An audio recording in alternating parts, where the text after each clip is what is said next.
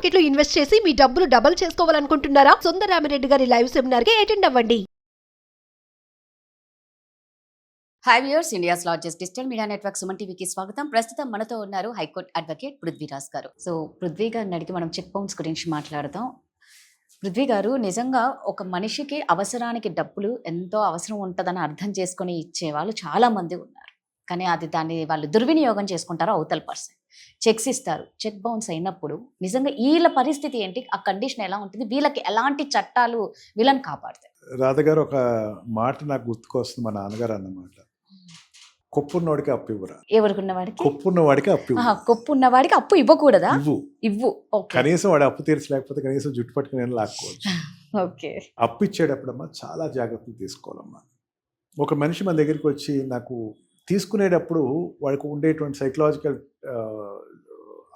Psychological need డిఫరెంట్గా ఉంటుంది. సైకలాజికల్గా ఉండేటువంటి పరిస్థితి డిఫరెంట్గా ఉంటుంది. కొంచెం అది తీర్చగలిగే టైంకి వచ్చేటప్పుడు ఏంటంటే వాడు ఒక ఫీల్డ్లో వస్తాడు. మేడం, ఎందుకు నేను ఇవ్వాలి, తీసుకున్నా అన్నది మర్చిపోతాడు. ఆ టైంలో ఇచ్చిన వాడు దేవుడు అన్నది సంగతి మర్చిపోతాడు. ఇచ్చేటప్పుడు ఏమవుద్దంటే, తిరిగి తీర్చేటప్పుడు ఏమవుద్దంటే, నీకు ఎందుకు ఇవ్వాలి, సగం ఇస్తాను, లేకపోతే స్టేషన్ దగ్గరికి కూర్చుందాం, లేకపోతే పలానా దందాలు చేద్దాం, వాళ్ళ దగ్గర కూర్చుందాం. ఇది నేర్చుకుంటారమ్మా ఎక్కువ వాళ్ళు ఇచ్చేవాడప్పుడు.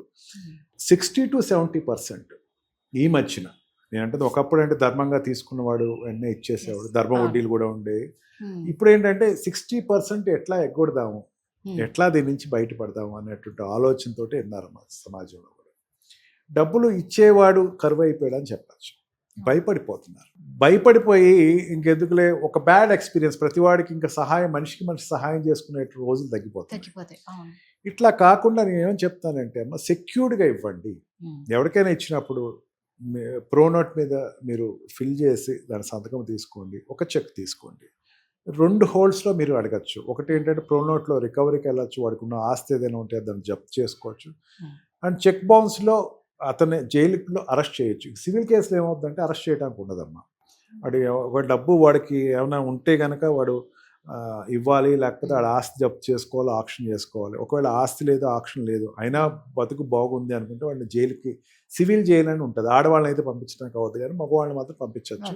అదైనా సరే సివిల్ జైలు పంపించాలంటే డబ్బు ఇచ్చినోడే పోషించాలి. ఆ జైల్లో కూడా పోషించాలి. 1 నెల 2 నెలలు వేస్తారు. ఆ నెలకు 2 నెలల ఖర్చులు కూడా ఇతనే కట్టాలి. ఆడ హ్యాపీగా నేను థాయిలాండ్ వెళ్ళాను, హాంకాంగ్ వెళ్ళాను, వెళ్ళి వచ్చేస్తాను. అందుకని చెక్ బౌన్స్ ఏంటంటే ఖచ్చితంగా జైలు పడుతుంది. జైలు అమౌంట్ 2 కట్టాలి.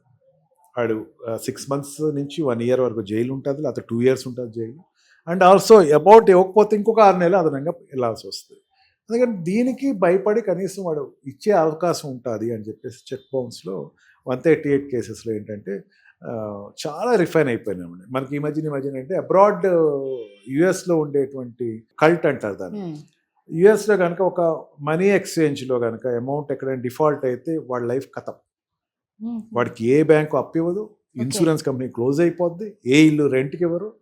ఇంకా సిబిల్ స్కోర్ మీద విపరీతమైనటువంటి ఎఫెక్ట్ పడుతుంది. ఇండియాలో సిబిల్ స్కోర్ బాగోపోతే వాడు వ్యాపారం ఆపేసి వైఫ్ పేరు మీద పెట్టడం జరుగుతుంది. అమెరికా వాడు ఏంటంటే, ఇండియాలో పెట్టుబడులు పెట్టాలంటే మనకు ఉండేటువంటి 138 కొంచెం వీక్ కదా, అండ్ టెనెన్సీ ఇష్యూస్ ఉంటాయమ్మా. టెనెంట్లో కూడా గమ్ములు ఖాళీ చేయరు కదా, అది ఆ రెండింటి కోసం ఇండియాలో రావట్లేదు.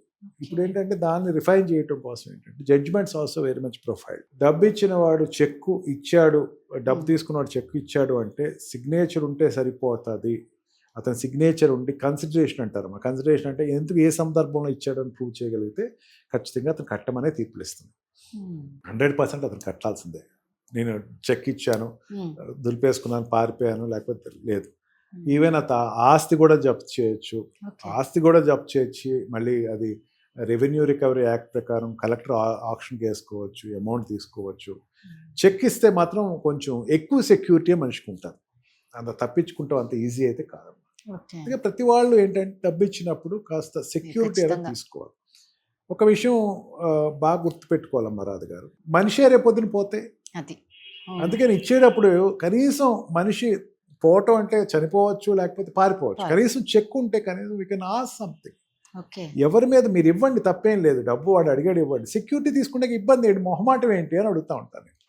Check is nothing but an amount అమ్మా. మీరు చెక్ మీద ఉండేటువంటి స్టేట్మెంట్ అది, I promise to pay this much of amount to the holder అంటది. మనకి 100 రూపాయల నోట్ తీయండి, 10 రూపాయల నోట్ తీయండి, రూపాయి నోట్ తీయండి, దాని మీద కూడా అదే స్టేట్మెంట్ ఉంది. I promise to pay so and so amount.